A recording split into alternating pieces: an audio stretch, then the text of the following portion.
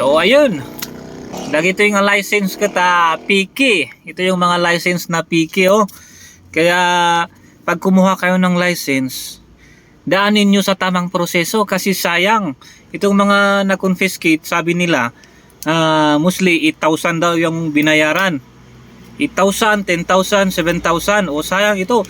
Basta yung mga license na PK, yung talagang natutuklap siya. Kasi pag original yan, hindi matutuklap yan. O itong mga to. O ito. O ito. Natutuklap. PK ang mga to. Ito, papel. Na-laminate lang oh. PK rin ito.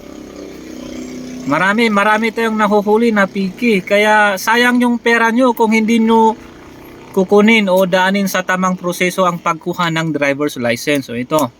Sayang kasi pag makukonfiscate din yan, sayang yung pera nyo, hindi na mababalik niyang license nyo. O ito. Oh, yung mga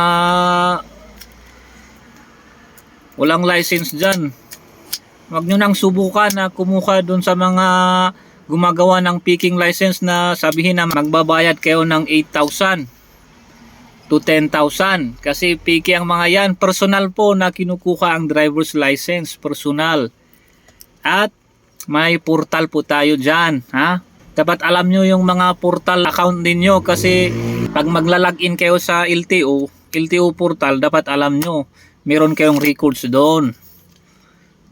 So reminder sa mga wala pang driver's license, kunin po natin sa tamang proseso para wala kayong problema at para hindi masayang ang inyong mga pera. So ayun mga ka-checkpoint, reminders lang po, reminders. Ingat-ingat and have a nice day.